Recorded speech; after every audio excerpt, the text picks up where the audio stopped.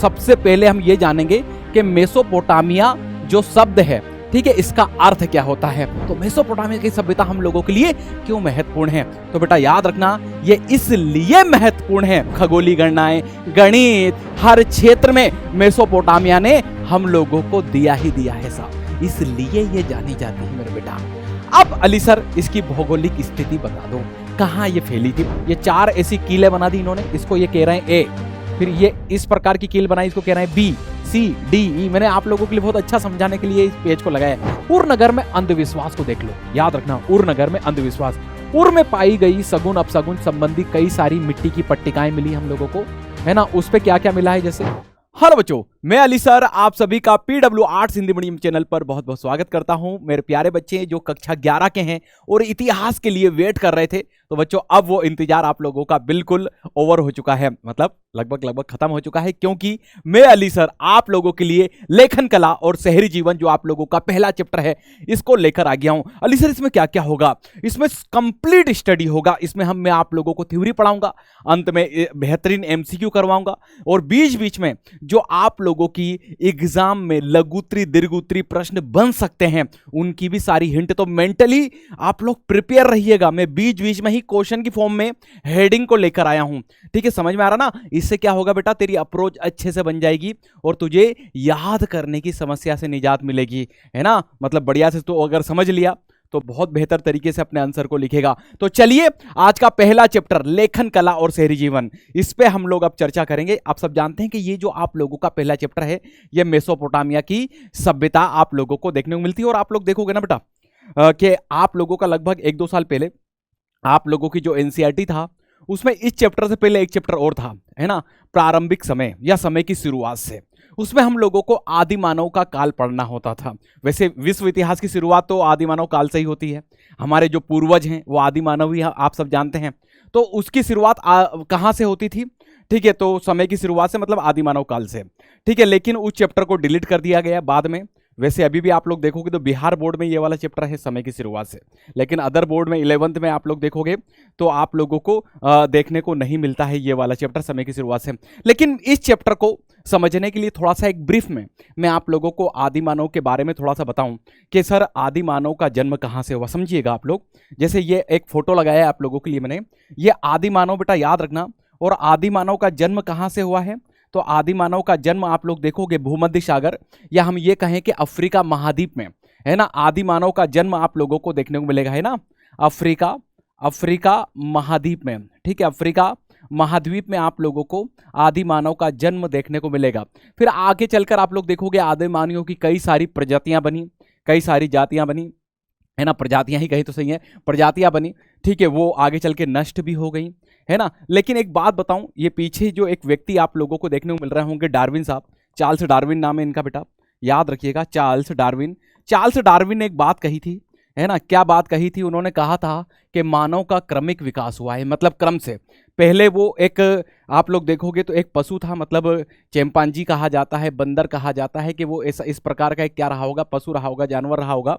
लेकिन फिर उसने अपने आवश्यकता के अकॉर्डिंग आगे के जो उसके पैर थे उसको हाथ बना लिया, ठीक है, वो धीरे धीरे चलना सीखा, है ना, फिर और चलना सीखा, है क्या, धीरे धीरे उसका क्या हुआ है, क्रमिक विकास हुआ है।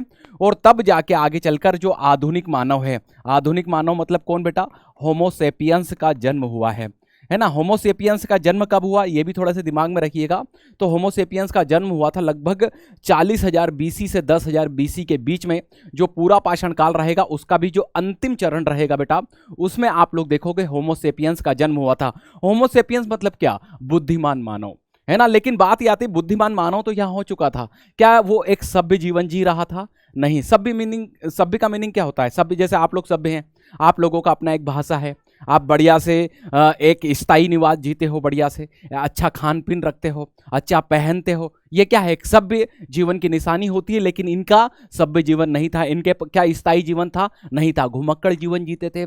आज यहाँ है तो कल अपने किसी दूसरे स्थान पर होंगे, शिकारी जीवन जी रहे हैं, है कि नहीं। इसके अलावा आप लोग देखोगे कपड़े ही नहीं, लत्ता ही नहीं है इनके पास, है ना। पेड़ पौधे की वो शाखें, केले के पत्ते लपेट के चल रहे हैं, है कि नहीं। तो आप लोग समझ सकते हो सभ्य नहीं थे। असभ्य जीवन जी रहे थे, लेकिन धीरे धीरे इसी मानव ने, इसी होमोसेपियंस ने, होमोसेपियंस बन चुका था लेकिन उसके बावजूद उसने फिर क्या किया, अपनी बुद्धि, इसीलिए तो कह रहे हैं मतलब बुद्धिमान मानव, उसने अपनी बुद्धि का क्या किया, विकास किया। वो धीरे धीरे पेड़ के पत्तों से, वो धीरे धीरे उसने सूती वस्त्र, कपास से सूती वस्त्र बनाए बढ़िया से, मतलब वो कपड़े पहनने लगा, वो खेती करने लगा, स्थायी जीवन की शुरुआत हो गई। मतलब यही होमोसेपियंस पूरा पाषाण काल से निकल कर जब मध्य पाषाण नव पाषाण में पहुंचा तो नव पाषाण में जाकर वो स्थायी जीवन की शुरुआत किया और धीरे धीरे उसके जीवन में सभ्य हम लोगों को उसका जीवन होता हुआ दिखाई दिया। इसी के बाद से आप लोगों को इतिहास में भी सभ्यताओं का उदय होता हुआ दिखाई देता है। मतलब सभ्यताएं किसे कहते हैं कि ऐसा एरा या ऐसा युग जिसमें मानव ने अपने आप को क्या बनाया, सभ्य बनाया। तो ऐसे ही एक सभ्यता पे हम लोग चर्चा करने वाले हैं, पूरी दुनिया की पहली ज्ञात सभ्यता मेसोपोटामिया की सभ्यता, क्योंकि इसी मानव ने, ठीक है, जब अपना सभ्य जीवन जीने की शुरुआत की तो वो शहरी की ओर बढ़ा, मतलब उसने शहरों का विकास किया और उसके साथ साथ लेखन कला का भी उसने क्या किया बेटा, तो विकास किया। तो ये एक छोटा सा ब्रीफ में सारी बातें थी। मतलब हम ले दे के हम शहरी जीवन और ठीक है लेखन कला के विकास पे हम लोग क्या करने वाले हैं, चर्चा करने वाले हैं। तो चलिए, ये हमारे आदि मानव की थोड़ी सी कहानी थी जो मैंने आपको पीछे बताई। लेकिन अली सर, इस चैप्टर में हम क्या क्या पढ़ने वाले हैं, तो इसका एक ब्रीफ, एक इंट्रो ले लो, है ना। इन सारे पॉइंट को मैं इस वीडियो के अंदर तुम लोगों को क्या कराऊंगा, कवर। सबसे पहले हम शुरुआत करेंगे कि अली सर ये इतनी फेमस क्यों है, मेसोपोटामिया की सभ्यता क्यों इतनी जानी जाती है कि नहीं। दूसरी चीज, अली सर इसकी भौगोलिक स्थिति क्या थी, मतलब कहां, कई बार एग्जाम में क्वेश्चन पूछा गया है भौगोलिक स्थिति से। इसके अलावा फिर मेसोपोटामिया, जो आप हम मेसोपोटामिया की सभ्यता को पढ़ रहे हैं, इसकी जानकारी की सोर्सेस क्या हैं, है ना। क्या इसके कुछ पुरातात्विक स्रोत हैं, क्या इसके कुछ किताबें लिखी मिली, मतलब साहित्यिक स्रोत हैं, या कुछ अन्य चीजें भी हैं ऐसी जिससे हम लोगों को इसके बारे में जानकारी मिल जाए, है कि नहीं, यस या नो। इसके अलावा आप लोग देखोगे यहां भाषाओं का कैसे विकास हुआ, इसको हम लोग पढ़ेंगे, क्योंकि ये सारी हेडिंग आपकी एनसीईआरटी में दी गई है और इस प्रकार पढ़ा दूंगा। हा, मजा आ जाएगा मेरे बेटा तुझे।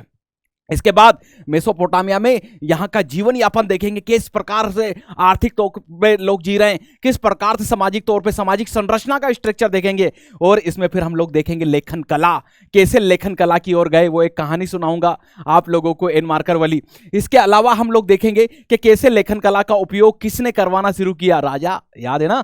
चलिए, इसके अलावा फिर मेसोपोटामिया के शहर उरुक नगर के ऊपर आपकी एनसीईआरटी में खास तौर पर विशेष चर्चा की गई, हम भी विशेष चर्चा करेंगे। इसके अलावा मारी नगर के ऊपर विशेष चर्चा की गई है, हम भी विशेष चर्चा करेंगे।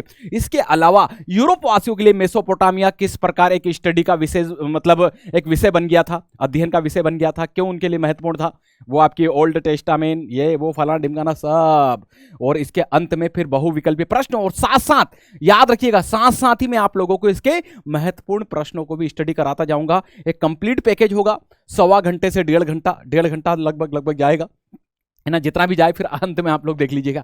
चलिए, तो शुरुआत करते हैं कि अली सर मेसोपोटामिया। सबसे पहले हम ये जानेंगे कि मेसोपोटामिया जो शब्द है, ठीक है, इसका अर्थ क्या होता है। तो पहले तो सबसे पहले याद रखिएगा बेटा लोग कि ये एक यूनानी भाषा का शब्द है। कई बार एग्जाम में ये क्वेश्चन पूछा जाता है कि मेसोपोटामिया किस भाषा का शब्द है। अरे यूनानी भाषा का शब्द है, और ये यूनानी दो शब्द कौन कौन से सर, तो मेसोस और पोटेमोस। पोटेमोस का मतलब क्या होता है, याद रखना, पोटेमोस का मतलब होता है नदी, अच्छा, और मेसोस का मतलब होता है मध्य, मतलब नदी के मध्य। तो मतलब मेसोपोटामिया जो सभ्यता थी वो जरूर नदियों के बीच में रही होगी। तो अली सर कौन सी नदी, तो याद रखना बेटा, एक नदी बह रही है फरात नदी।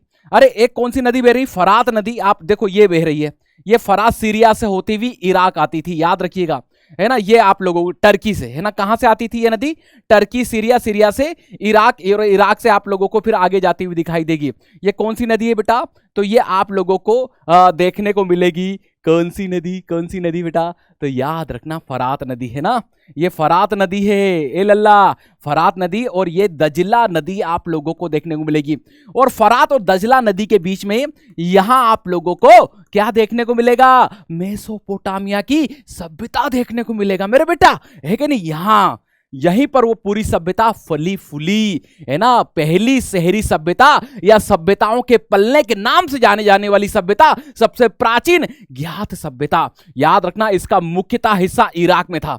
यहां लिखा है, आप लोगों से कई बार पूछा जाता है कि वर्तमान में मेसोपोटामिया कहां सस्टेन करता था या कहां वो हम लोगों को देखने को मिलता है भौगोलिक तौर पे। तो मुख्यतः वो इराक में, आप खुद देख सकते हो इसका एक बड़ा प्रतिशत आप लोगों को। लेकिन इसके अलावा ये सीरिया में फैली थी, टर्की में फैली थी, कुवैत, कतर, ठीक है, इस वाले हिस्सों में भी थोड़ी थोड़ी आप लोगों को देखने को मिल जाएगी, है कि नहीं। चलिए, तो इराक याद रखिएगा। अब बात ही आती है अली सर कि मेसोपोटामिया क्यों प्रसिद्ध है, इतना हमारे लिए ये क्यों इतना इंपॉर्टेंट है। चलिए, तो याद रखिएगा, एक प्रश्न की फॉर्म दे दी है मैंने, इससे क्या होगा, तेरा प्रश्न ही तैयार हो जाएगा और तेरी वो हेडिंग भी कवर हो जाएगी। तो मेसोपोटामिया की सभ्यता हम लोगों के लिए क्यों महत्वपूर्ण है, तो बेटा याद रखना ये इसलिए महत्वपूर्ण है। सबसे पहले तो याद रखना, मेसोपोटामिया की सभ्यता विश्व की सबसे प्राचीन सभ्यताओं में से एक। यह सभ्यता आप सब जानते हैं दजला और फरात नदियों के बीच में विकसित हुई। इसकी प्रसिद्धि का कारण क्या है, क्योंकि इसने ही सबसे पहले दुनिया में नगरों की स्थापना की। मारी उरुक जैसे शहर, बेबीलोन, सुमेर जैसे शहरों का विकास इसलिए जानी जाती है। यहां के लोगों ने पहली बार लेखन कला, जिसको आप यूनिफॉर्म लिपि कहते हैं, का आविष्कार किया। लेखन कला की शुरुआत सबसे पहले कहीं हुई तो वो मेसोपोटामिया के अंदर आप लोगों को देखने को मिलेगी। यहीं पर कृषि, कला, शिल्प और भी बहुत सारी विज्ञान के क्षेत्र में आप लोगों को उन्नति देखने को मिलेगी। विज्ञान के क्षेत्र में जैसे क्या उन्नति अली सर, तो आप लोग देखोगे ये लोग वो टाइम जोन बनाए, ये लोग आप लोग देखो मंथ का जो पीरियड होता है उसको बनाए। हर चीज में आप लोग देखोगे अव्वल आप लोगों को कहीं दिखाई देते हैं तो मेसोपोटामिया के लोग आप लोगों को दिखाई देते हैं। अरे और दुनिया में पहली बार कहीं कोड ऑफ कंडक्ट बना, मतलब कानूनी संहिता बनी कि फलाने को काम करने के लिए फलानी सजा दी जाएगी या फलाना काम करने पर इस पे इस प्रकार से आप लोगों को दंडित किया जाएगा। याद रखना, भारत में भी एक कानूनी संहिता बनी थी, कक्षा 12 में पढ़ाऊंगा इतिहास में, वो बंधुत्व जाति तथा वर्ग में, उसमें मनुस्मृति की चर्चा आएगी। लेकिन यहां भी एक संहिता बन रही कानूनी, हम्मुराबी। हम्मुराबी कौन है, एक किंग थे, एक राजा थे, है ना, मेसोपोटामिया के अंदर। उन्होंने एक कानूनी संहिता बनाई थी, बड़ी फेमस है। तो ये पहली बार दुनिया में। इसके अलावा आप लोग देखो खगोलीय गणनाएं, गणित, हर क्षेत्र में मेसोपोटामिया ने हम लोगों को दिया ही दिया है साहब, इसलिए ये जानी जाती है मेरे बेटा। अब अली सर इसकी भौगोलिक स्थिति बता दो, कहां ये फैली थी। बड़ी अच्छी, इसको समझ में आएगा आप लोगों को, बड़े आसान वे में समझा दूंगा। चलिए बेटा देखिए, यह क्षेत्र वर्तमान समय में इराक गणराज्य का हिस्सा है। सबसे पहले ये मैंने पीछे बताया आप लोगों को, और यह क्षेत्र बड़ी विविधताओं से भरा पड़ा है ना। इसके शहरीकृत दक्षिणी भाग को सुमेर कहा जाता है। इस फोटो में देखिएगा, ए लल्लाओ, इसका दक्षिणी जो भाग है ना, ये सुमेर आप लोगों को देखने को मिलेगा, है ना। सबसे शहरीकृत आप लोगों को ये वाला हिस्सा इसका देखने को मिलेगा।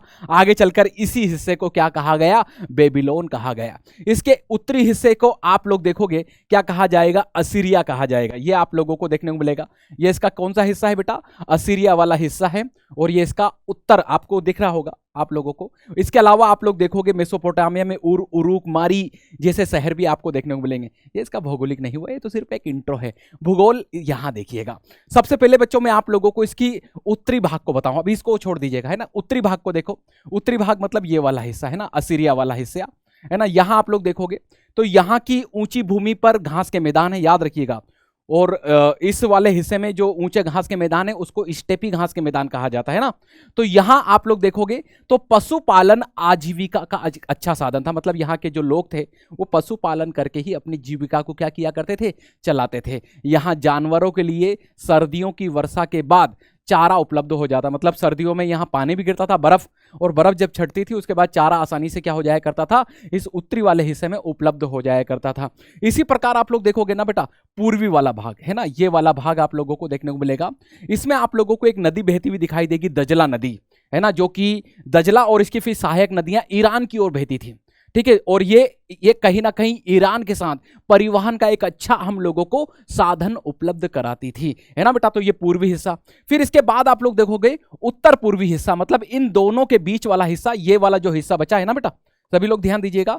इन दोनों देखो ना, पूर्वोत्तर भाग, पूर्वोत्तर किसे कहा जाएगा, इन दोनों के साथ वाले इस पूरे ही हिस्से को हम लोग जो बीच में है यहाँ पर, है ना, इसको मैं इसे डॉट डॉट से मेंशन कर दूं, इन दोनों के बीच वाला हिस्सा आपको देखने को मिलेगा।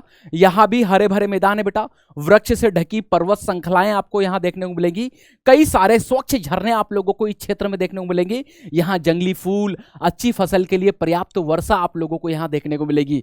याद रखना बेटा 7000 बीसी से लेकर 6000 बीसी के बीच में ही इसी हिस्से में पहली बार खेती की शुरुआत आप लोगों को देखने को मिलेगी। याद रखना, तो ये पूर्वोत्तर वाला हिस्सा हो गया, ये नॉर्थ वाला हिस्सा हो गया, ये पूर्वी, और हम अब बात करते हैं बेटा इसमें सबसे दक्षिणी वाले हिस्से में, है ना, ये इसका सबसे दक्षिणी हिस्सा है बेटा। दक्षिणी भाग पूरा रेगिस्तान था, मतलब डेजर्ट था, याद रखना। और इसी हिस्से में, और इसमें उरुक जैसे शहर आप लोगों को देखने को मिलेंगे। यहीं पर पहली बार लेखन कला का विकास होगा, नगरों का उदय होगा, याद रखिएगा, है ना बेटा। तो ये सारी की सारी इसकी भौगोलिक क्या थी, कंडीशन थी। आशा करता हूं कि आपको बहुत बेहतर तरीके से ये बातें समझ में आ गई होंगी। चलिए आगे बढ़ते हैं। अब बात यह आती है कि अली सर, मेसोपोटामिया को आज जो हम लोग जान रहे हैं, ये सारी जानकारी हमने जुटाई कहां से है? याद रखना बेटा, ये तुम्हारा क्वेश्चन भी है एग्जाम का, है ना। क्या क्वेश्चन आता है बेटा, याद रखना, या प्रश्न भी आपका है ये, कि मेसोपोटामिया सभ्यता की जानकारी के प्रमुख स्रोतों का वर्णन कीजिए। तो हमारे पास कितने मुख्य स्रोत हैं? तो बेटा याद रखना, 2 टाइप के मुख्य स्रोत होंगे हमारे पास, है ना। 2 टाइप के कौन से होंगे अली सर? तो एक तो होगा बेटा पुरातात्विक स्रोत, है ना, पुरातात्विक। अच्छा, पुरातात्विक किसे कहते हैं बेटा, ये भी याद रखना, जो हमें जमीन के अंदर खुदाई में मिलते हैं, है ना। हम जमीन को खुदाई करते हैं, उसमें से जो चीजें मिलती हैं उसको सारी चीजें हम क्या कहते हैं, आर्कियोलॉजिकल। और एक हमारे पास सोर्स आप लोगों को देखने को मिलेगा बेटा, साहित्यिक स्रोत, है ना। मतलब किताबों के माध्यम से भी क्या हम लोगों को इस एरा के बारे में जानकारी मिलती है, या इस सभ्यता के बारे में, या इस सिविलाइजेशन के बारे में जानकारी मिलती है क्या? तो बिल्कुल मिलेगी। तो ये 2 मुख्य सोर्स हमारे पास देखने को मिलेंगे बेटा। तो सबसे पहले बात ये आती है अली सर, पुरातात्विक स्रोत कौन कौन से हैं? तो हमारे पास मिट्टी की पट्टिकाएं मिली हैं, है ना, मिट्टी की पट्टिकाएं। और मिट्टी की पट्टिकाएं किसे कहा गया है इसके संदर्भ में, मेसोपोटामिया की, ठीक है। तो मैं आप लोगों को इसका आगे चलकर फोटो दिखा दूंगा, पहले फोटो देख लो, है ना। इसे कहते हैं बेटा मिट्टी की पट्टिका, है ना। ऐसी मिट्टी की पट्टिकाएं मिली हैं, वापस पीछे आ जाइए। तो हमें मिट्टी की पट्टिकाएं मिली हैं बेटा, है ना, जो कि इनकी जो लिपि होती थी, किलाक्षर लिपि, है ना। किलाक्षर भी दिखा दूंगा, देख लो पहले, है ना। किलाक्षर लिपि ऐसी होती है, ऐसी ये किलाक्षर लिपि कीलनुमा होती थी। इनका ये ए है, ये बी है, ये सी है ना, इनकी पूरी किलाक्षर लिपि है। चलिए वहीं आ जाइए वापस से।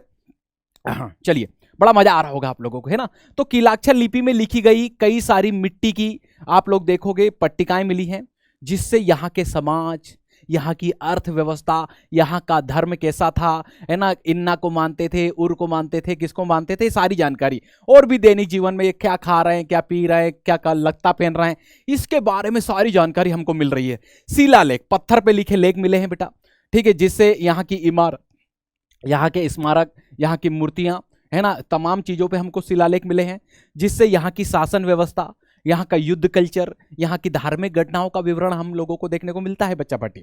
इसके अलावा आप लोग देखोगे इमारतें, है ना, इमारतें जो मिली हैं, जो खंडर के रूप में मिली हैं, उनसे इनके यहाँ के शहरी जीवन के बारे में जानकारी मिल जाती है। इमारतें में मतलब सीधी बात है, शहरों में इमारतें होंगी तो शहरों के बारे में जानकारी मिल रही है। मंदिर याद रखना, मंदिर, विशाल जो मंदिर होते थे उसको जेगुरात कहा जाता था।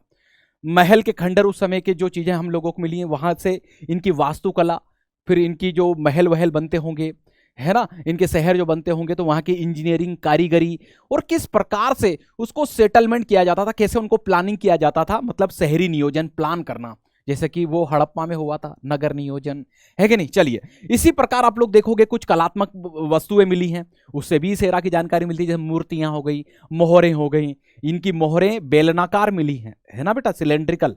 इसके अलावा आप लोग देखोगे गहने, कलात्मक, तो सांस्कृतिक प्रथाओं को समझने में बड़ी मदद कर रहे हैं, है ना। देखो बेटा, यहाँ के जो गहने मिले हैं, है ना, जो आभूषण हैं, उससे यहाँ के कल्चर के बारे में पता चलता है भैया हम लोगों को, है कि नहीं। इसके अलावा शासकों की समाधियां मिली है बेटा, समाधियों के मिलने से उनके अवशेष वस्तुएं, उस समय की सामाजिक संरचना, उनके धार्मिक विश्वासों के बारे में क्या देती है, हमको जानकारी देती हैं।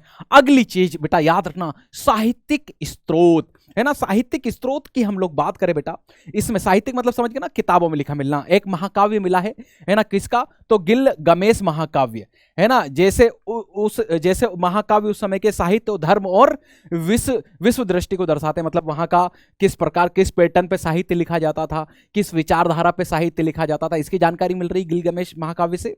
वहां का धर्म कैसा था, वहां दुनिया को किस दृष्टि से देखा जाता था, है ना, वहां के समाज में। तो ये सारे विचार हमको इस महाकाव्य से मिल रहे हैं। कुछ धार्मिक ग्रंथ भी हैं जो मेसोपोटामिया के धार्मिक विश्वासों के बारे में जानकारी देते हैं। यहाँ की बाढ़ की कहानियों में पाई जाने वाली समानताएं बताई गई हैं, है कि नहीं। कुछ ऐतिहासिक अभिलेख मिले हैं जिससे राजाओं की वंशावली मिली है, युद्ध कैसे लड़ते थे उनका वर्णन किया गया है। कानूनी ग्रंथ जैसे हम्मुराबी की संहिता मिली है हम लोगों को, है कि नहीं, जो मैंने पीछे बताया था आप लोगों को। कुछ अन्य स्रोत भी हैं हमारे पास इसको जानने के। बाइबिल के अंदर कहानियां मिलती हैं मेसोपोटामिया की, है कि नहीं। कुछ ग्रीक और रोमन लेखक है जो मेसोपोटामिया के ऊपर लिखे हैं। तो ये भी हमारे पास एक कहीं ना कहीं आप लोग देखोगे तो साहित्यिक स्रोत आप लोगों को देखने को मिल जाते हैं। तो आशा करता हूं ये चीज आपको बहुत बेहतर याद रखना बेटा। ये आप लोगों की एग्जाम में सीधा एक क्वेश्चन बनेगा, स्क्रीनशॉट ले लो, इसे पीडीएफ आपको पीडब्ल्यू ऐप पे मिल जाएगा भाई, है ना। पूरा डीपीपी यूपीपी सब भाई ईमानदारी से, है ना, बढ़िया से पढ़िए। आप लोगों के लिए ये चैनल बनाया गया है। अब बात ये आती है कि अली सर मेसोपोटामिया की भाषाएं, इसको और समझ लो, है ना। मेसोपोटामिया, वैसे आपको बता दूं कि मेसोपोटामिया ही दुनिया की वो पहली सभ्यता थी। वैसे दुनिया में तो कई सारी सभ्यता हुई, जैसे आप लोग देखोगे मेसोपोटामिया की समकालीन, जैसे वो चीन की सभ्यता हो गई, वो मिस्र की सभ्यता हो गई। इसके अलावा आप लोग देखोगे तो हड़प्पा सभ्यता हो गई। इन सभी सभ्यताओं में सबसे पहले कहीं भाषा और लिपि का विकास हुआ तो मेसोपोटामिया के अंदर हुआ।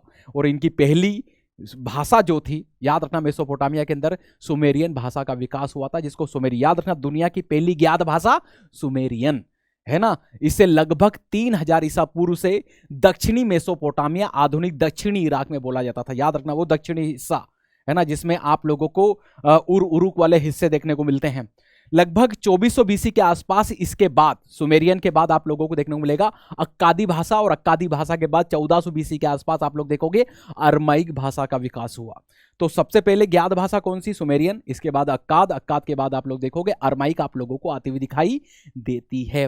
अब बात ये आती है कि अली सर मेसोपोटामियाई लोग किस प्रकार से जीवन यापन करते। अब जीवन यापन में मतलब क्या, तो यहाँ की आर्थिक जीवन कैसा था, समाज कैसा था, इन्हीं सारी विशेषताओं को देखो। ये क्वेश्चन भी आप लोगों को एक बन सकता है यहाँ से, है ना। याद रखना कि मेसोपोटामिया का जीवन पर प्रकाश डालिए, वहाँ के आर्थिक जीवन पर प्रकाश डालिए, है कि नहीं। तो चलिए एक एक करके सारे पॉइंट को डिस्कस कर लेते हैं। सबसे पहले यहाँ की कृषि सिस्टम को देख लेते हैं। तो बेटा याद रखना, मेसोपोटामिया का दक्षिणी भाग की भूमि बहुत उपजाऊ थी। वैसे मैंने आपको कहा था कि दक्षिणी हिस्सा रेगिस्तानी है ना। तो यहां फरात नदी रेगिस्तान में प्रवेश करने के बाद कई धाराओं बढ़ती थी। कहां? दक्षिणी हिस्से में, है ना। फरात नदी जैसे ही उस हिस्से में बह रही है तो कई सारी वो अलग अलग धाराओं, जैसे दक्षिणी हिस्से में तो कई सारी धाराओं में वो क्या कर जाती थी बेटा, लोग बट जाया करती थी, है कि नहीं। इन धाराओं में बाढ़ आ जाने के कारण यह धाराएं सिंचाई की नहरों का काम करती थी। मतलब सीधी बात है, ये अलग अलग धाराओं में बट रही हैं तो अलग अलग हिस्सों में पानी, ठीक है, खेतों तक पहुंचाने का एक क्या करती थी, काम करती थी। बेटा याद रखिएगा, जरूरत पड़ने पर गेहूं, जौ, मटर, मसूर के खेतों में सिंचाई भी की जाती थी। ये यहाँ की कृषि की व्यवस्था है बेटा। इसी प्रकार यहाँ पशुपालन की हम लोग देखें तो मेसोपोटामिया के लोग भेड़, बकरियां पालते थे, जिनसे ये लोग मांस, दूध, ऊन, देखो मांस का भी ये क्या कर लेंगे, ट्रेड कर लेंगे, व्यापार कर लेंगे, पैसा कमा लेंगे। दूध से खुद भी उपयोग में ले लेंगे, उसको बेच लेंगे भैया। और ऊन से क्या बना लेंगे, वो गर्म कपड़े बना लेंगे भैया, बढ़िया से, है कि नहीं। हाँ ठीक है। यहाँ के स्टेपी घास के मैदान जो कि पूर्वोत्तर में आप लोगों को देखने को मिलते हैं, उत्तर पूर्वोत्तर मैंने पीछे बताया था भौगोलिक स्थिति में, है ना। पहाड़ों के ढालों में यहाँ पशु पाले जाते थे। याद रखना, पूर्वोत्तर वाले हिस्से में, उत्तर और पूर्वी दोनों ही हिस्से में जो बड़े बड़े पहाड़ हैं, पहाड़ियां हैं, वहां पर पशु पाले जाते थे। यहाँ के नदियों में मछलियां भी पाई जाती थी बेटा, और गर्मियों में खजूर के पेड़ खूब फल देते थे। ठीक है, चलिए यहाँ के शहरी जीवन की विशेषताओं को देखें हम।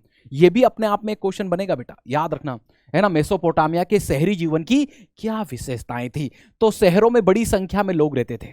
जब किसी अर्थव्यवस्था में खाद्य उत्पादन के अलावा अन्य आर्थिक गतिविधियां विकसित होने लगती हैं, तो तब, इस लाइन को पूरा पढ़ लीजिएगा, है ना, कि जब किसी अर्थव्यवस्था में खाद्य उत्पादन के अलावा अन्य आर्थिक गतिविधियां विकसित होने लगती हैं, तब किसी एक स्थान पर जनसंख्या बढ़ने लग जाती है। बिल्कुल, ये तो होता ही है बेटा किसी भी अर्थव्यवस्था में। देखो इसमें क्या लिखा गया है कि किसी भी अर्थव्यवस्था में जब खाद्य उत्पादन के अलावा उस हिस्से में कोई भी, जैसे मान लो एक क्षेत्र है ना, ये एक क्षेत्र है, यहाँ खाद्य उत्पादन हो रहा है, मतलब अनाज खेती वेती हो रही बढ़िया से। लेकिन उसके पास ही आप देखोगे वहीं पर व्यापार उद्योग भी, जब अन्य व्यापार उद्योग क्या अन्य गतिविधियों में आ जाएगा, आर्थिक गतिविधियों में, तो ये जब डेवलप होने लगती हैं तो उस स्थान पर लोग आकर बसने लग जाते हैं। उसी से कस्बों का क्या होता है बेटा, निर्माण होता है। तो जब ये कस्बों का निर्माण होता है, लोग इकट्ठा होने लगते हैं, जब एक साथ बहुत सारी आर्थिक गतिविधियां होती हैं, तो ये उस क्षेत्र के लिए बहुत ही फायदेमंद होता है। शहर ऐसे ही बसते हैं बेटा, है ना, वहां व्यापार, उत्पादन और अन्य सेवाएं, ठीक है, महत्वपूर्ण हो जाती हैं। पहला पॉइंट आशा करता हूं बहुत बढ़िया तरीके से आपको समझ में आ गया होगा। चलिए, नगर के लोग आत्मनिर्भर नहीं रहते थे, उन्हें नगर या गांव के अन्य लोगों द्वारा उत्पन्न वस्तुओं और दी जाने वाली सेवाओं के लिए उन पर निर्भर रहना पड़ता था और उनमें आपस में बराबर लेन देन चलता रहता था। बड़ा आसान पॉइंट है, इसमें हम लोगों को ज्यादा एक्सप्लेन करने की जरूरत नहीं है। मतलब ये यहाँ के लोग आत्मनिर्भर नहीं रहते थे, मतलब ऐसा नहीं कि भैया मैं कर लूंगा, सब मिलजुल कर सारी चीजें, ठीक है, उससे भी काम पड़ रहा है, उससे भी काम कर रहा है, इससे भी काम पड़ रहा है ना। शहरी जीवन में लोगों की सुविधाएं उपलब्ध थी, विभिन्न कार्यों से जुड़े लोग आपस में लेन देन के माध्यम से जुड़े रहते थे। शहरी जीवन में लोग अक्सर अन्य लोगों पर निर्भर रहते हैं। इस प्रकार श्रम विभाजन शहरी जीवन की विशेषता थी। श्रम मतलब सबकी कहीं ना कहीं सहभागिता होती थी, जो एक सामाजिक संगठन के तहत होता था, क्योंकि जरूरी चीजें भिन्न भिन्न जगहों से आती थी, जिनका संगठित व्यापार और भंडारण भी जरूरी था। ऐसी प्रणाली में कुछ लोग आदेश देते थे और दूसरे उनका पालन करते थे। मतलब सीधी बात है, ऐसा सिस्टम जब होगा तो इसमें कुछ लोग ऐसे होंगे कि भैया जाओ ये फलाना काम करो, आदेश देते होंगे, और कुछ लोग फिर उसका क्या करते होंगे, पालन करते होंगे। जैसे आप लोगों को देखो यहाँ लिखा, मुद्रा काटने वालों को केवल पत्थर ही नहीं, उन्हें तराशने के लिए औजार और बर्तन भी चाहिए होते थे। ठीक है, चलिए, अब यहां शहरों में माल की आवाजाही कैसे होती थी, मतलब सामान कैसे आता था, याद रखिएगा, है ना, मतलब व्यापार कैसे होता था बाहर से। तो मेसोपोटामिया में खाद्य संसाधन चाहे कितने भी समृद्ध हों, लेकिन यहां खनिज संसाधन, याद रखना इस वाली लाइन को, एक क्वेश्चन बनाया एमसीक्यू, किस चीज का अभाव था, तो खनिज संसाधनों का यहां पर अभाव आप लोगों को देखने को मिलेगा। दक्षिण के अधिकांश भागों में औजार, मोहरें, आभूषण बनाने के लिए पत्थरों की काफी कमी थी, याद रखिएगा, है ना। इराकी खजूर और पॉपुलर के पेड़ों की लकड़ी, गाड़ियां और पहिए व नाव बनाने के लिए कोई खास अच्छी नहीं थी, है ना। मतलब इराक के अंदर जो खजूर की और पॉपुलर के जो पेड़ पाए जाते थे, वो इतने सक्षम नहीं थे बेटा, किस लिए, कि वो बैलगाड़ियां बना पाए या पहिया बना पाए, नाव टूट जाते थे, कमजोर थे, है ना। इसके अलावा औजार, पात्र, गहने बनाने के लिए भी कोई एक अच्छी धातु नहीं थी। इसीलिए मेसोपोटामिया के लोग बेटा अच्छी लकड़ी, है ना, अच्छा तांबा धातु के तौर पे, चांदी के तौर पे, सोने के तौर पे, विभिन्न पत्थरों और लकड़ियों को टर्की और ईरान से क्या करते थे, या खाड़ी पार के देशों से मंगाते थे। याद रखिएगा, इनके पास लकड़ी अच्छी नहीं है बेटा, इनके पास धातुएं नहीं है, तो जब इनकी अच्छी क्वालिटी की चीजें इनके पास नहीं थी तो ये पिछड़ना नहीं चाहते। इन्होंने कहा भैया चलो मंगाओ इनको। कहां से मंगाएंगे, ये टर्की और ईरान अथवा खाड़ी वाले देशों से आप लोगों को ये मंगाते हुए दिखा। उसके बदले ये क्या देते थे, उसके बदले ये कपड़े देते थे, है ना, कृषि के इनके उत्पाद, जो गेहूं, चावल, जो भी होगा XYZ इनके पास, वो सारी चीजें ये उनको दे देंगे। मतलब एक्सचेंज ऑफर यहां पर आप लोगों को चलता हुआ दिखाई देता है, वस्तु विनिमय सिस्टम आपको चलता हुआ दिखाई देता है। परिवहन की क्या कंडीशन थी, परिवहन का सबसे सस्ता तरीका था जल मार्ग, याद रखना सबसे, और जल मार्ग पे ही इनका फोकस था, याद रखना, क्योंकि ये अब सीधी बात है, देखो पानी में क्या होगा, जब पानी से जाएंगे तो पानी का जो धारा होगी, मतलब पानी की जो धारा होगी, उसके फ्लो में एक स्थान से दूसरे स्थान पे चले जाएंगे। लेकिन दूसरा जो साधन होगा, बैलगाड़ी होगा, तो उसमें पशु को चारा खिलाना पड़ेगा, तो फिर खिलाना पड़ेगा, मतलब खर्चा हो रहा है, तो खर्चे से बचेंगे। यही सारी बातें लिखी भी हैं। अनाज के बोरे लदी हुई नाव नदी की धारा में हवा के वेग से चलते हुए जाती, जिसमें कोई खर्चा नहीं होता था, जबकि जानवरों से माल की ढुलाई करने में उन्हें चारा खिलाना पड़ता था। लेकिन यही मैंने आप लोगों को कहा है। चलिए, अब बात आती है, अगली हेडिंग लेते हैं, मेसोपोटामिया की सभ्यता में लेखन कला, है ना बेटा। चलिए इसको समझेंगे, एक एक बारीकी से आपको सारी चीजें समझा रहा हूं। बस आप लोगों का काम यह है कि इस वीडियो को बढ़िया से देखें और फुल अपनी तैयारी को कर ले जाएं। यहां के लोग लेखन कला जानते थे, याद रखिएगा, है ना। और लेखन कला के लिए यहां लोग मिट्टी की पट्टिका का इस्तेमाल करते थे। मैंने आपको बताया था ना, मिट्टी की पट्टिका कैसी होती है, ऐसी पट्टिका। लेकिन ये पट्टिका कैसे आई, इसकी एक कहानी सुनिए। एक राजा थे बेटा, है ना, जिनका नाम था एरमार्कर। ये उर शहर के आप लोगों को राजा देखने को मिलते हैं। इन्होंने क्या किया, अपने एक दूत को कुछ वस्तुएं लाने के लिए भेजा एक दूर के देश में, है ना। तो वो जो दूत था वो लंबे समय तक ट्रेवल किया और पर्वत, पठार, पहाड़ियां, नदियां, फदियां, ये सब पार करके वहां पहुंचा। और उस गांव के, मतलब जिस शहर में वो गया था, उस वहाँ के मुखिया से जब मिला, तो रास्ते में जब इतना ट्रेवल किया तो चीज़ें भूल गया। फिर वो वापस एन मार्कर के पास आया, ठीक है, फिर गया, फिर आया, मतलब वो भूल रहा है चीजों को, जब वो वहां पहुंच रहा है तो भूल जा रहा है। फिर वो राजा के पास आता है कि भैया क्या क्या मंगाया था बता दे भाई, है कि नहीं। तो फिर राजा ने क्या किया, 3-4 बार जब उस दूत ने ऐसा किया तो एन मार्कर ने क्या किया, कुछ चिन्ह बना दिए इस प्रकार की पट्टिका के ऊपर, है ना, जो मैंने आपको बताई थी, कुछ चिन्ह बना दिए, है ना, कि फलाना चिन्ह, जैसे उसको गाड़ी मंगाना होगी, है ना, पानी का जग मंगाना होगा, मार्कर में उसके चिन्ह मेंशन कर दिए। और फिर वो दूत उस पट्टिका को लेकर गया, ठीक है, किसके पास, वो मुखिया के पास, और कहा, फिर वो मुखिया देख के समझ गया अच्छा इसने ये चीज मंगाई है। तो ऐसा कहा जाता है कि राजाओं ने ही, है ना, इसका क्या किया होगा, लेखन कला का विकास किया होगा व्यापार के लिए, है ना बेटा, याद रखिएगा। तो यह लोग मिट्टी की पट्टिका का इस्तेमाल करते थे, है ना, ध्वनि के लिए कीलाक्षर चिन्ह का प्रयोग किया जाता था, ऐसे कीलाक्षर, है ना, देखो आप लोग, ये 4 ऐसी कीलें बना दी इन्होंने, इसको ये कह रहे हैं ए, फिर ये इस प्रकार की कील बनाई, इसको कह रहे हैं बी, सी, डी, ई। मैंने आप लोगों के लिए बहुत अच्छा समझाने के लिए इस पेज को लगाया है। यही कीलाक्षर लिपि है बेटा, याद रखना, इनकी लिपि मेसोपोटामिया की ना, इसको पढ़ लिया गया है।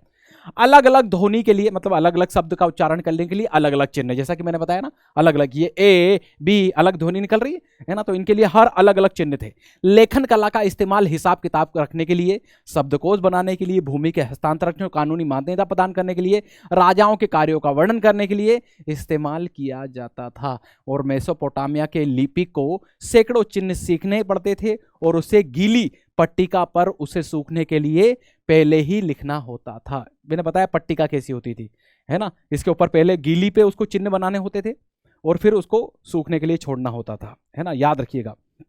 चलिए अब थोड़ी सी यहां बात करें हम लोग, साक्षरता की स्थिति क्या थी। तो मेसोपोटामिया में बहुत कम लोग पढ़े लिखे थे, याद रखिएगा, क्योंकि इसमें चिन्ह बड़े पेचीदा थे। शुरुआत में कैसे समझ में आएंगे, एकदम से लिपि ले आए हों आप लोग, ना भाषा ले आए हों, तो लोग, भाषा तो थी उनकी, बोलते थे वो, लेकिन उसको फिर लिपि के तौर पे समझना, है कि नहीं, तो बड़ा पेचीदा चीज थी भाई, लोग बचते थे इससे। मतलब मेसोपोटामिया के लोग बहुत कम पढ़े लिखे थे, इतनी रुचि नहीं लेते थे पढ़ने लिखने में। अगर राजा स्वयं पढ़ सकता था तो वो चाहता था कि प्रशस्तिपूर्ण अभिलेखों में उन तथ्यों का उल्लेख अवश्य किया जाए, ठीक है, अधिकतम लिखावट बोलने के तरीकों को यहां पर दर्शाती है ना बेटा। चलिए अब बात ही आती है गैली सर, जो इनकी लिपि थी इसका विकास लगभग कब हुआ है। वैसे एक बात याद रखिएगा, जो मेसोपोटामिया की सभ्यता है ये कब विकसित रही है, तो 3500 बीसी से 3200 बीसी के तौर पे इस बीच में ये ट्रेवल की है। और इसी में लगभग 3200 बीसी के आसपास आप लोगों को देखने को मिलेगा कि मेसोपोटामिया के अंदर मिट्टी की पट्टिकाओं का क्या हुआ है, विकास हुआ है, और उसमें लिपि को इन्होंने लिखने की कोशिश की है।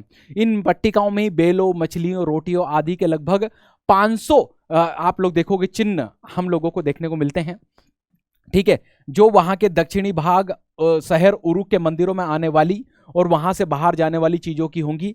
लेखन कार्य संभवतः तभी शुरू हो चुका होगा, है ना, समाज को अपने लेन देन का स्थायी हिसाब रखने की आवश्यकता जब महसूस हुई होगी तो इन्होंने क्या कर दिया होगा, इस लिपि को यहां पर विकास किया होगा। लगभग 2600 बीसी के आसपास इस लिपि ने वर्णों का आकार ले लिया और ये लिपि कीलाक्षर लिपि आप लोगों को बनती हुई दिखाई देती है, जो मैंने आपको कीलनुमा बनाई थी, है ना, मतलब एक लंबा समय ट्रेवल की है ये, उसके बाद आप लोगों को ये बनती हुई दिखाई देती है। बात ही आती है कि सर मेसोपोटामिया में लेखन का प्रयोग, है ना, तो राजा ने ही किया था, मैंने पीछे बताया था, वो कहानी सुनाई थी कि उसने अपनी आवश्यकताओं की चीजों के लिए, है ना, व्यापार के लिए जो मंगवाई थी वो दूत जब ला नहीं पाया था तो उसने लिख के दे दिया, है ना, और फिर अपनी ही चीजों के लिए कि उसकी जो बातें हैं वो जनता तक पहुंचे, तो लेखन का विकास राजाओं ने कराया होगा। धार्मिक ग्रंथों, मंदिरों, आराधना संबंधी जानकारियों को लिखित रूप में संरक्षित करने के लिए भी लेखन का प्रयोग किया गया।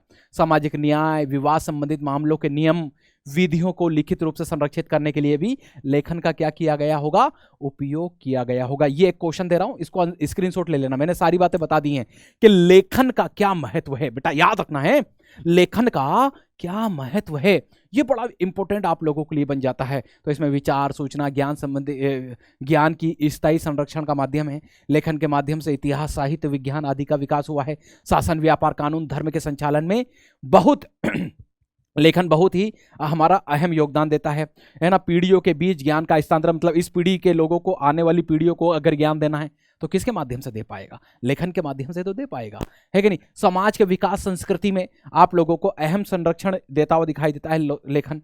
चलिए अब बात करते हैं कि मेसोपोटामियाई शहरों पे आते हैं। अब हम लोग अंदर चलेंगे, उरुक, मारी, है ना, इनके बारे में देखेंगे जो आपकी एनसीईआरटी में बताए गए हैं।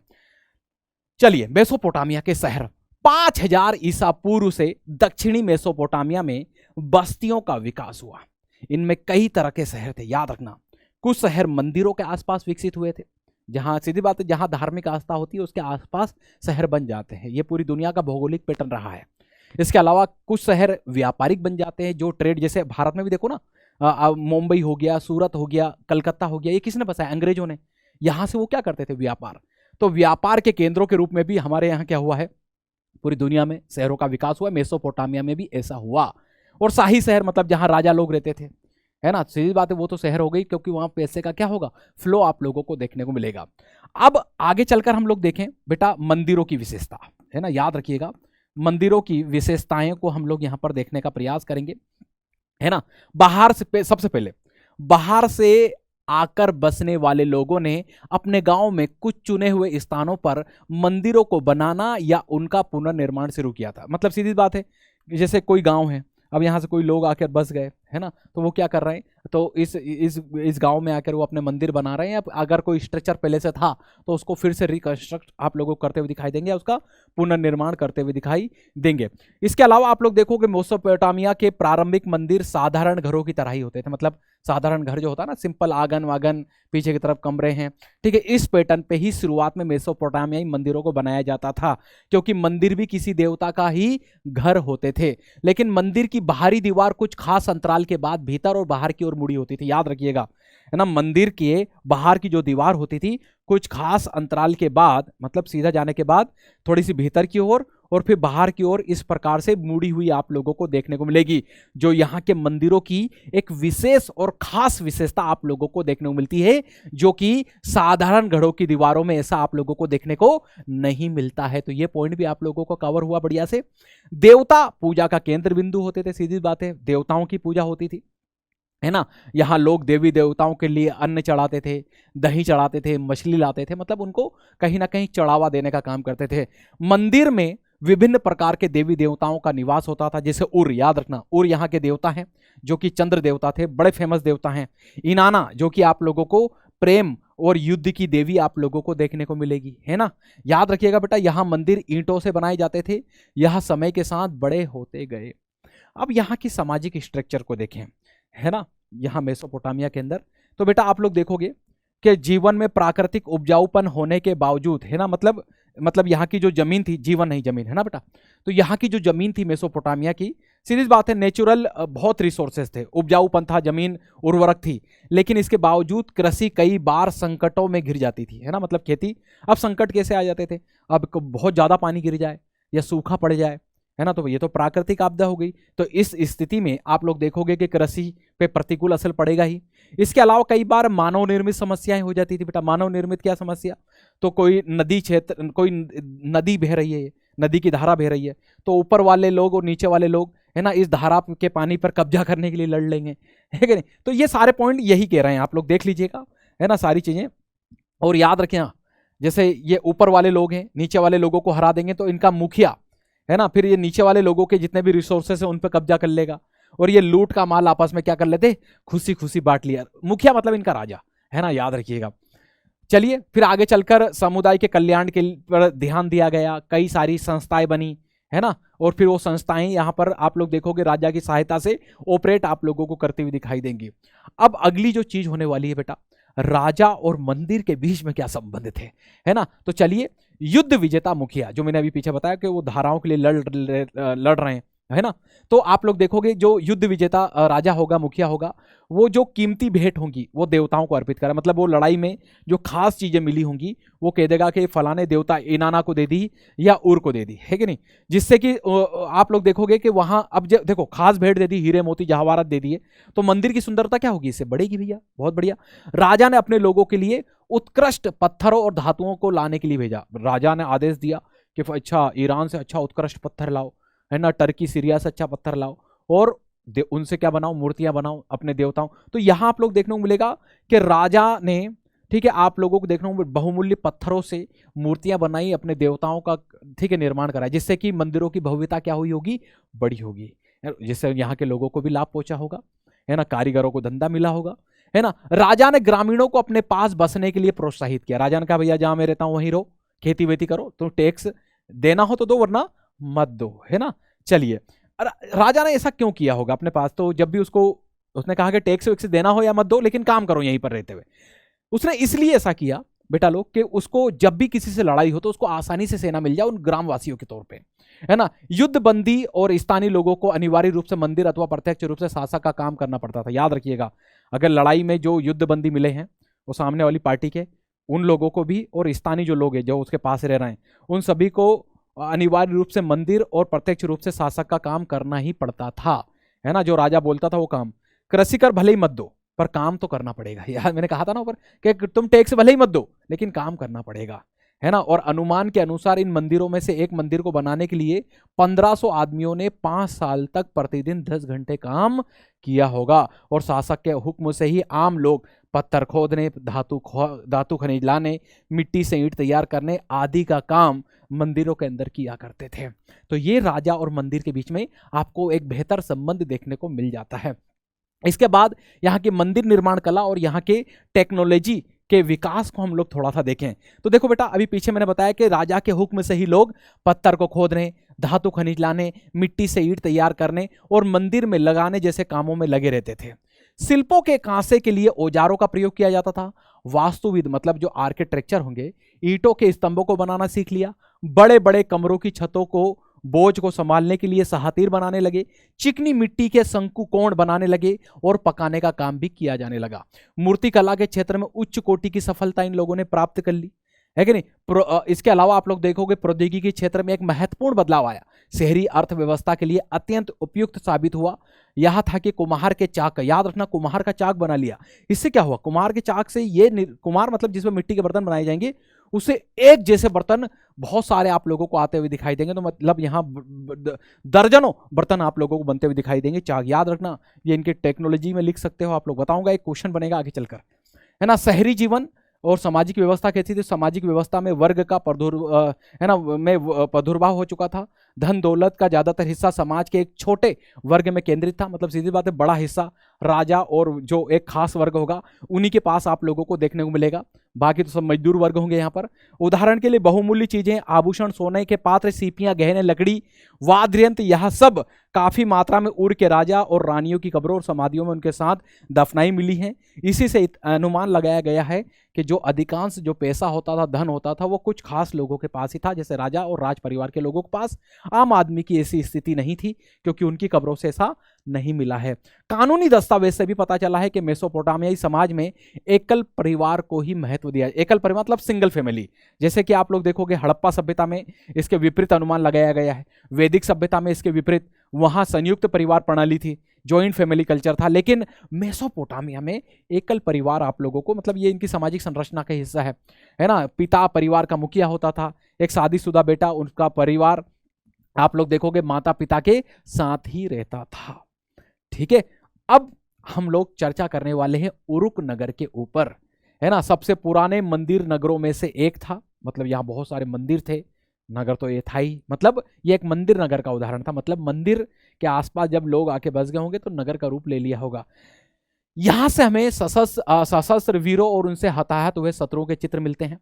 पुरातात्विक सर्वेक्षणों से पता चलता है कि 3000 ईसा पूर्व के आसपास जब उरुक नगर का 250 हेक्टेयर भूमि में विस्तार हुआ, लेकिन उरुक नगर की रक्षा के लिए उसके चारों ओर काफी पहले ही एक मजबूत 4 दीवारी बनाई गई थी। प्राचीर, किला कह लो, फोर्ट कह लो, है ना। उरुक नगर लगभग 4200 ईसा पूर्व से लेकर 400 ईस्वी तक बराबर अपने अस्तित्व में बना रहा और इस दौरान 2800 ईसा पूर्व के आसपास वह बढ़कर 400 हेक्टेयर, मतलब कहाँ एक समय में वो 250 हेक्टेयर था, लेकिन 400 ईस्वी तक आते आते उसका जो क्षेत्रफल था वो काफी विशाल हो चुका था। मतलब वो 400 हेक्टेयर तक फैल चुका था बेटा। उरुक ने संस्कृति, कला, धर्म के क्षेत्र में विशेष योगदान दिया। यहाँ पर कई महत्वपूर्ण सांस्कृतिक स्थल और मंदिर आप लोगों को देखने को मिल जाते हैं। इसके अलावा आप लोग देखोगे तो यह व्यापार, व्यवसाय, बाजार, सामाजिक गतिविधियों के केंद्र के रूप में भी आप लोग देखोगे तो एक अहम अपना योगदान देता हुआ दिखाई देता है। और एक सबसे अहम बात, ये जो शहर था मोहनजोदड़ो से भी दुगुना था, है ना। हम हड़प्पा सभ्यता का सबसे बड़ा शहर मानते हैं किसको, ठीक है, जो कि 125 हेक्टेयर में फैला था, है ना, कौन, मोहनजोदड़ो, लेकिन ये लगभग 400 हेक्टेयर में फैला था, मैंने पीछे बताया आपको। उर नगर की कुछ विशेषताओं को देखें। यहाँ नगर नियोजन की पद्धति, याद रखना बेटा, इसको प्लान करके नहीं बनाया गया था, मतलब इस व्यवस्था का अभाव मिला है। तो याद रखना यह उन नगरों में से एक था जहां सबसे पहले 1930 के दशक में खुदाई क्या की गई थी, प्रारंभ की गई थी। इसमें टेढ़ी मेढ़ी व सकरी गलियां पाई गई हैं जहां गाड़ी तक नहीं पहुंच पाती थी, है ना बेटा, याद रखिएगा। अनाज के बोरे, ईंधन के गड्ढे संभवतः गदों पर लाद कर घरों तक लाए जाते थे, मतलब गाड़ियां प्रवेश नहीं कर पाती थी क्योंकि टेढ़ी मेढ़ी और सकरी गलियां उर नगर में पाई गई हैं। जल निकासी की बात करें तो नालियां और मिट्टी की नालियां उर नगर के घरों के भीतर आंगन में बाई जाती थी। याद रखना बेटा, नालियां आंगन में थी, है ना। और जैसे ये नालियां, इधर नाली है और एक बीच में आंगन में ही क्या बनाया जाता था, हौज, और इस हौज के माध्यम से ही इस घर के पानी को क्या किया जाता था, निकाला जाता था। सारा कूड़ा कचरा बाहर गलियों में डाल देते थे, जैसे हमारे जैसी स्थिति थी, जहां आने और जाने वाले लोगों के पैरों के नीचे कचरा आता है, जैसे हमारे यहाँ आता है कि नहीं। घरों की दहलीज को भी ऊंचा बनाया जाता था ताकि वर्षा के बाद कीचड़ बाहर के घरों के भीतर ना आ सके, है ना बेटा। घरों की दहलीजों को, है ना, जिसको हमारे गांव में ओटरला कहते हैं या चबूतरा कहते हैं, दहलीज को थोड़ा ऊंचा बनाया जाता ताकि वर्षा का जो कीचड़ है वो घरों के अंदर ना आ सके। कमरों के अंदर रोशनी खिड़कियों से नहीं बल्कि दरवाजे से, उन दरवाजे से होकर आती थी जो आंगन में खुला करते थे, है ना। मतलब आंगन की तरफ जो दरवाजे खुल रहे हैं, मतलब खिड़की विड़की नहीं है, है ना, मतलब जो मेन डोर है उसी से जो प्रकाश आ रहा है उसी से यहाँ आप लोगों को रोशनी होती हुई दिखाई देती है। और यहाँ के परिवारों में गोपनीयता मतलब प्राइवेसी का भी अहम योगदान आप लोग, मतलब अहम हिस्सा आपको देखने को मिलेगा। उर नगर में अंधविश्वास को देख लो, याद रखना, उर नगर में अंधविश्वास। उर में पाई गई सगुन अपसगुन संबंधी कई सारी मिट्टी की पट्टिकाएं मिली हम लोगों को, है ना। उस पर क्या क्या मिला है, जैसे घर की देहली ऊंची उठी हुई है तो समझ लो कि धन दौलत लाती थी। देखो कई सारी सगुन अपसगुन वाली बातें चलती थी यहाँ पर। अगर घर की किसी घर की दहलीज ऊंची उठी है तो वहां खूब पैसा आने वाला है, ये यहाँ सगुन अपसगुन वाली कहानी, मतलब अच्छा मान रहे हैं इसको। सामने का अगर दरवाजा किसी दूसरे घर के और ना खुले तो समझ लो सौभाग्य प्रदान होगा। अगर घर की लकड़ी का मुख्य दरवाजा बाहर, है ना, खुले तो पत्नी अपने पति के लिए यांत्रणा का कारण बनेगी। लो भाई, उर नगर वासियों के लिए एक कब्रिस्तान था जिसमें शासक और उन जनसाधारण की समाधियां भी पाई गई हैं। कुछ लोग साधारण घरों के फर्शों के नीचे भी दफनाए हुए यहां से मिले हैं। उर नगर के शासक और थोड़ी सी शासन व्यवस्था के बारे में देख लेते हैं। गिलमेनिश ने एन मार्कर के कुछ समय बाद उरुक नगर का शासन किया। एन मार्कर, वही एन मार्कर जिसकी कहानी मैंने वो पट्टिका के लिए सुनाई थी, है ना। तो गिलमेनिश, ठीक है, आप लोग देखोगे इसका एक महाकाव्य मिला है ना, ये भी राजा था। इसने एन मार्कर जो एक राजा थे उर के, ठीक है, उसके बाद इन्होंने शासन संभाला था, है ना बेटा, याद रखना। ये एक महान शासक थे, याद रखना, एक महान योद्धा थे। कौन? गिलमेनिश। इसने दूर दूर तक जो उर क्षेत्र था, है ना, उसका क्या किया था, विस्तार किया था। मतलब वो 400 हेक्टेयर ऐसे ही नहीं हो गया था, उसमें गिलमेनिश ने अपना महत्वपूर्ण योगदान दिया था, याद रखना, है कि नहीं। इसके अलावा आप लोग देखोगे असीरियाई शासक असुर बेनीपाल, याद रखना, इसके बारे में क्वेश्चन बन चुका है आप लोगों की बोर्ड में 11th में, है ना। तो असीरियाई शासक असुर बेनीपाल ने बेबीलोनिया से कई मिट्टी की पट्टिकाएं मंगवाकर एक पुस्तकालय में स्थापित की थी। तो ये असुर बेनीपाल कहाँ का राजा था बेटा? असीरिया का राजा था, है ना। इसी प्रकार आप लोग देखोगे नेबू पोलासर ने 625 बीसी में बेबीलोनिया को असीरियाई कब्जे से आजाद कराया था तथा इस्लाम विभाजन को सिकंदर के उत्तराधिकार द्वारा अपनाया गया था बाद में, है ना। इसके बाद यहाँ रोम और इस्लाम की दुनिया का आप लोगों को धीरे धीरे पहुंचता हुआ दिखाई देता है, कहाँ? मेसोपोटामिया में। ठीक है, चलिए अब एक पशुचारक क्षेत्र में एक व्यापारिक नगर का उदय हुआ, मारी। मतलब ये क्षेत्र कैसा था?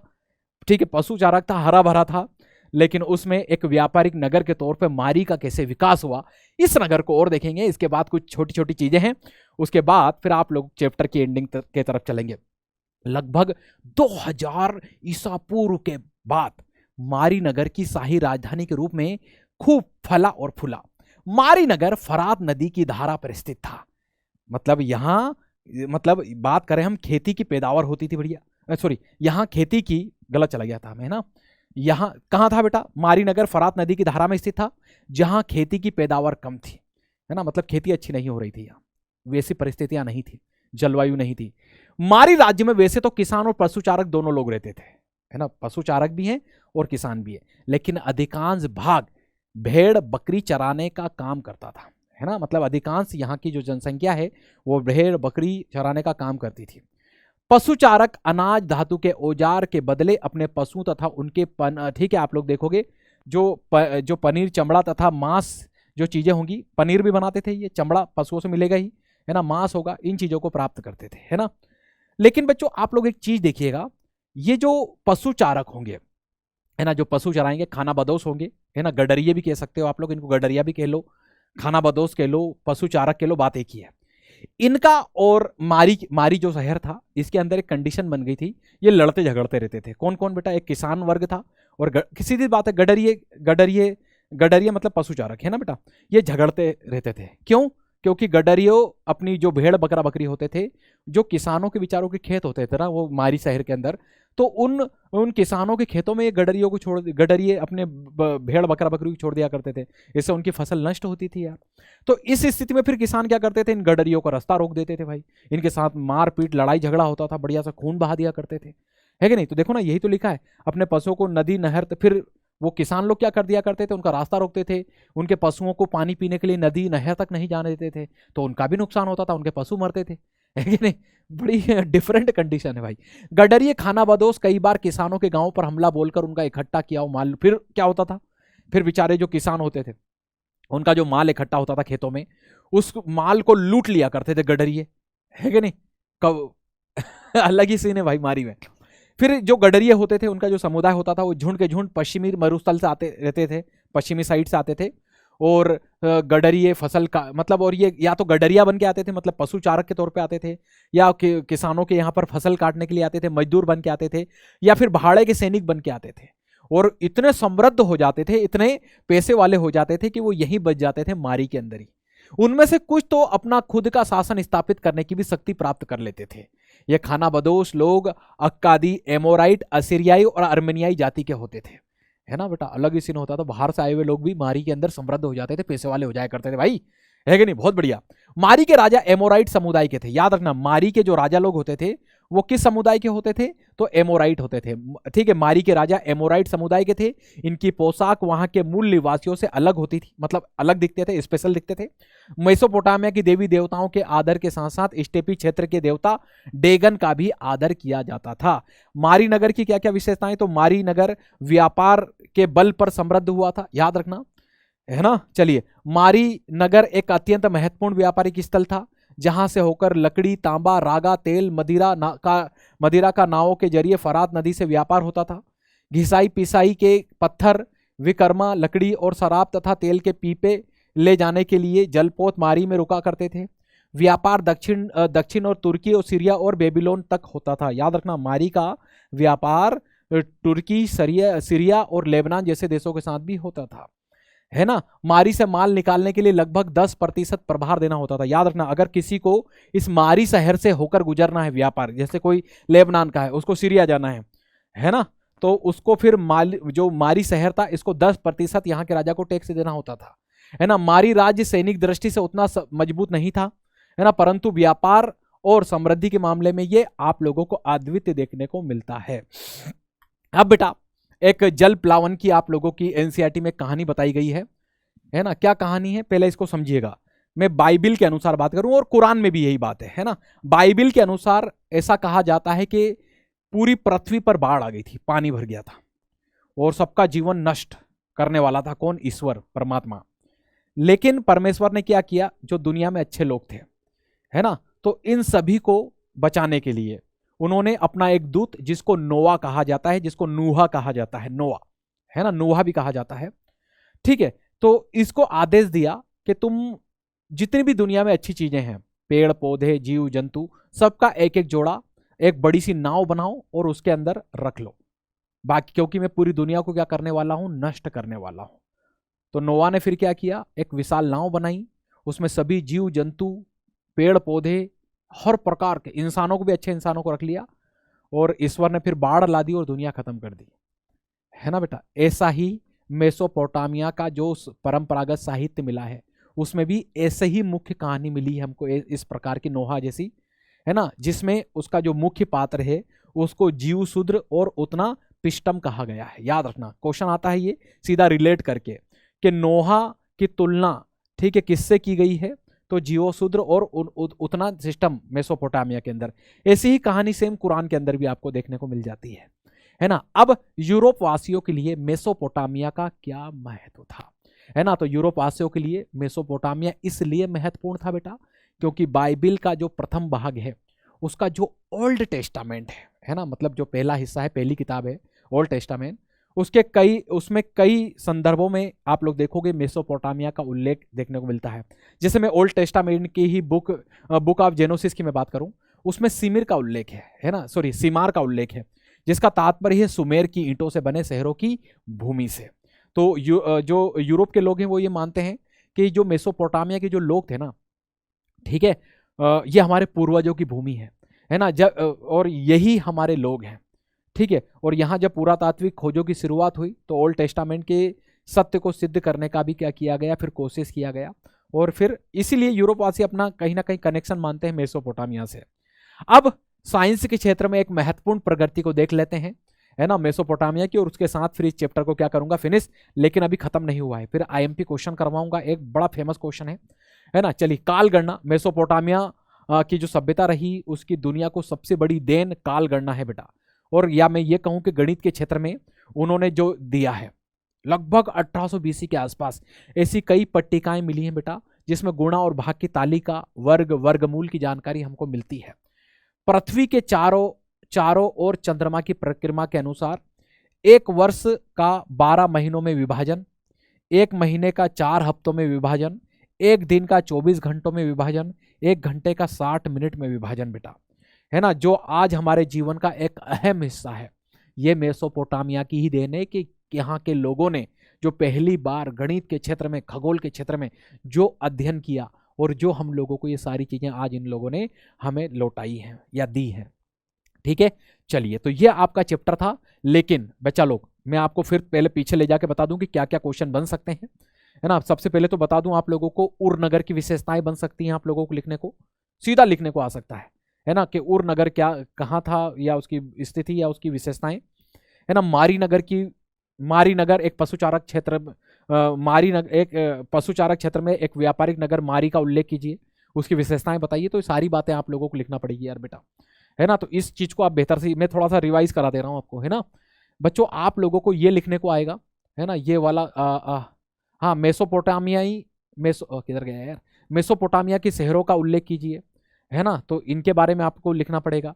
फिर आप लोगों को ये वाला क्वेश्चन बन सकता है, लेखन कला का महत्व, या मेसोपोटामिया में लेखन कला का विकास। तो ये सारे पॉइंट फिर आप लोगों को जो मैंने बताए हैं, ये सारे पॉइंट आपको डालना पड़ेंगे यार बेटा, है ना। इसी के अलावा आप लोग देखोगे कि जो मेसोपोटामिया था, इसका जीवन यापन, जिसमें फिर यहाँ की कृषि, यहाँ का पशुपालन, यहाँ का शहरी जीवन, ये तमाम बातों को आप लोगों को लिखना पड़ेगा, है ना। इसके अलावा फिर ये क्वेश्चन तो मैंने बताया ही था आपको कि यहाँ की जानकारी का मुख्य स्रोत क्या क्या है, ये भी अपने आप में क्वेश्चन है। फिर अगर आपको यहाँ की भौगोलिक स्थिति लिखने को आ जाए तो ये 2 पेज का कंटेंट लिख देना, ये वाला और ये वाला, है ना। ये सब अपने आप में क्वेश्चन है बेटा, और ये तो क्वेश्चन आया ही था, है ना। तो ये आप लोगों ने यहाँ तक देखा। अब एक क्वेश्चन और आप लोगों को मैं यहाँ पर बताऊंगा बेटा, उसके बाद इस चैप्टर हम लोग क्या करेंगे, एमसीक्यू भी दिखाऊंगा आप लोगों को, है ना। चलिए, ये क्वेश्चन बेटा, चाहे क्वेश्चन ये वाला आए बेटा, मेसोपोटामिया की सभ्यता विश्व की सभ्यता की देन है, स्पष्ट कीजिए, मेसोपोटामिया में विज्ञान और प्रौद्योगिकी का विकास हुआ। ये सारे पॉइंटर आप लोगों को लिखना, पीछे पड़े भी हैं आप लोगों ने इसी वीडियो में। सबसे पहले अगर आप लोगों को चाहे वो ये को क्या दिया है विश्व को, या विश्व की सभ्यताओं को, या यहाँ के विज्ञान और जो दिया है वही विज्ञान और प्रौद्योगिकी, तो इसका अलग अलग आंसर मत लिखिएगा, एक ही आंसर, चाहे ऊपर वाला क्वेश्चन आए चाहे नीचे वाला आए। लेखन कला के ऊपर लिखो, लेखन कला में सबसे पहले किलाक्षर लिपि के ऊपर लिखो, इनकी यहाँ की हम्मुराबी की संहिता जो मैंने पीछे बताई थी, ये मैंने पूरा इसका स्क्रीनशॉट ले लीजिएगा। यहाँ के शहरीकरण और वास्तुकला के ऊपर लिखिए, सबसे पहले शहरीकरण के ऊपर लिखिए, है ना। जेगुराट क्या है, तो विशाल मंदिरों को कहा जाता था, जो मैंने आपको पीछे भी बताया था, है ना। कृषि और टेक्नोलॉजी के ऊपर लिखिए, है ना। इन्होंने सिंचाई के कैसे साधन बनाए, कैसे इन्होंने पहिया बनाया, है ना। गणित और खगोल अभी पीछे मैंने बताया था आप लोगों को, है ना, मतलब वो काल गणना वाला। ये सारी बातें अलग अलग, इसकी चिकित्सा के बारे में लिख दीजिएगा। ये सारे स्क्रीनशॉट लेके इस वाले प्रश्न को बहुत बेहतर तरीके से आप लोगों को लिखना है। मैं आप लोगों का एक गाइडर हूं, और मैं ये नहीं चाहता कि आप कुंजी गाइड पढ़ के एक अपना एक बेकार सा आंसर लिखें, और बिना क्योंकि वो एक इफेक्टिव आंसर हो ही नहीं सकता आपका, जो आप एक कुंजी गाइड से पढ़ते हैं साहब, ठीक है। और अब आप लोगों के लिए आगे 10 एमसीक्यू, थोड़ा सा प्रैक्टिस हो जाए आप लोगों ने जो जो पढ़ा है। चलिए, आज का मतलब इसका पहला एमसीक्यू, है ना। तो मेसोपोटामिया का क्षेत्र वर्तमान में ठीक है, किस गणराज्य का हिस्सा था? इसका पहला कमेंट बॉक्स में आप लोग देखो जब इसका आंसर जरूर दीजिएगा। इसका आंसर क्या हो जाएगा बेटा? इराक आप लोगों को इसका राइट आंसर देखने को मिलेगा, है ना। मेसोपोटामिया का नाम यूनानी भाषा के किन दो शब्दों से मिलकर बना है? अब मैंने अभी पढ़ाया था आप लोगों को, है ना, लगभग 1 घंटा ही हुआ है। ठीक है, चलिए, तो मेसोस और पोटेमोस, है ना, मेसोस और पोटेमोस आप लोगों को देखने को मिलता है ना। अगला क्वेश्चन, मेसोपोटामिया का नाम किस भाषा से संबंधित है?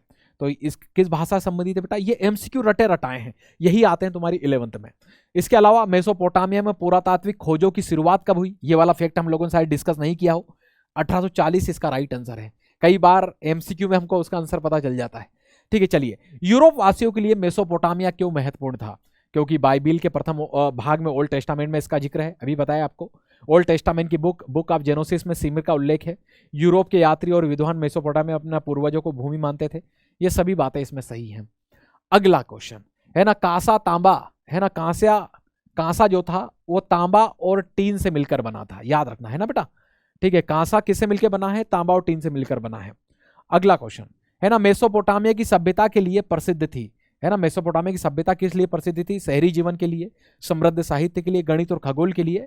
मतलब इसका राइट आंसर क्या हो जाएगा? डी इसका राइट आंसर आपको देखने को मिलेगा। अगला क्वेश्चन, मेसोपोटामिया में किस चीज का अभाव था या कमी थी? मैंने बताया था आप लोगों को, खनिज संसाधन, है कि नहीं। चलिए, और इसी के साथ आज का अंतिम प्रश्न, नोआ की कहानी मेसोपोटामियाई परंपरा की कहानी के समान है, जहां मुख्य पात्र को कहा जाता है क्या? जियोशुद्र और उतना पिस्टम। याद रखना, ए और बी इसका दोनों आंसर है, मतलब डी इसका राइट आंसर है। आशा करता हूं कि ये मेरा जो सेशन था आप लोगों को, ये पूरा वन शॉट आपको बहुत बेहतर तरीके से, बहुत अच्छे तरीके से समझ आया होगा। तो सभी लोग अच्छा कमेंट जरूर करिएगा इस सेशन को देखने के बाद। फिर मिलते हैं। जय हिंद, जय भारत।